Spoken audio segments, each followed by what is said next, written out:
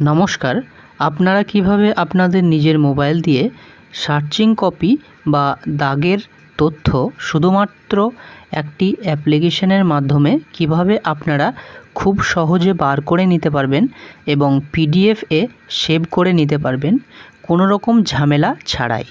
এই searching copy বা দাগের তথ্য আপনারা যদি কম্পিউটার অথবা ডেস্কটপ থেকে আপনারা যদি এই কাজটি যদি করতে চান, সেক্ষেত্রে কিন্তু আপনাদের রেজিস্ট্রেশন করতে হয় এবং রেজিস্ট্রেশন করার পরে ইউজার আইডি পাসওয়ার্ড দিয়ে কিন্তু আপনাদের লগইন করার পরে এই কাজটি কিন্তু আপনারা করতে পারবেন। তার আগে কিন্তু আপনারা করতে পারবেন না। এই ক্ষেত্রে কিন্তু কোনো রকম লগইন ছাড়াই, কোনো রকম ঝামেলা ছাড়াই কিন্তু আপনারা সমস্ত রকম কাজ কিন্তু এখানে করতে পারবেন। তাই বন্ধুরা, এই ভিডিওটি কিন্তু খুব গুরুত্বপূর্ণ হতে চলেছে। আপনারা এই ভিডিওটি মনোযোগ সহকারে দেখতে থাকুন। চলুন বন্ধুরা, এই ভিডিও শুরু করা যাক। আপনারা সর্বপ্রথমে গুগল প্লে স্টোরটা ওপেন করে নেবেন।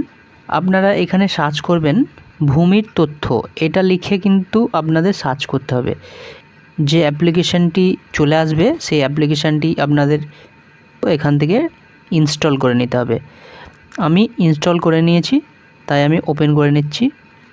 এখানে সর্বপ্রথমে লেখা আছে, দেখতে পাচ্ছেন, বাংলার ভূমির তথ্য। এখানে কিন্তু বেশ কয়েকটি কাজ কিন্তু আপনারা এখান থেকে করতে পারবেন এই অ্যাপ্লিকেশান থেকে। আপনারা এখানে দেখতে পাচ্ছেন দাগ ও খতিয়ানের তথ্য আপনারা বার করতে পারবেন। 1 নম্বরে জমির মার্কেট ভ্যালু এবং অন্যান্য তথ্য আপনারা এখান থেকে বার করতে পারবেন। এখানে দেখতে পাচ্ছেন RSLR তথ্য আপনারা এখান থেকে বার করতে পারবেন। প্রকল্প পরিষেবা অনলাইন তথ্য, জমি জায়গা সম্পর্কিত গুরুত্বপূর্ণ তথ্য, পর্চা ডাউনলোড, খাজনার রসিদ ইত্যাদি, মৌজা ম্যাপ, প্লট ম্যাপ ইত্যাদি। আপনারা এখান থেকে দেখতে পাচ্ছেন আমি দাগ ও খতিয়ানের তথ্য বার করব। তাই এখানে যে প্রথম অপশানটি রয়েছে সেই প্রথম অপশানে কিন্তু আপনাদের ক্লিক করতে হবে। ওয়েব ভার্সন তথ্য, এখানে কিন্তু আপনাদের ক্লিক করতে হবে। সর্বপ্রথমে দেখতে পাচ্ছেন জেলা, আপনাদের জমিটি যেই জেলায় রয়েছে সেই জেলা কিন্তু এখান থেকে সিলেক্ট করতে হবে। আপনাদের ব্লকটা এখান থেকে সিলেক্ট করবেন এবং মৌজা সিলেক্ট করতে হবে এবং আপনাদের দলিল দেখে কিন্তু এই ঠিকানাটা দিতে হবে। তারপরে দেখতে পাচ্ছেন এখানে সাবমিট, এখানে সাবমিট অপশানে কিন্তু আপনাদের ক্লিক করতে হবে এবং সাবমিট অপশানে ক্লিক করে দেওয়ার পরে এখানে কিন্তু আপনাদের দুরকমভাবে আপনারা সার্চ করতে পারবেন। খতিয়ান নম্বর দিয়ে অথবা দাগ নম্বর দিয়ে আপনারা কিন্তু করতে পারবেন। আপনাদের যে খতিয়ান নম্বরটি হবে সেই খতিয়ান নম্বরটি আপনারা এখানে বসিয়ে দিয়ে কিন্তু এখানে আপনারা সার্চ অপশানে ক্লিক করবেন।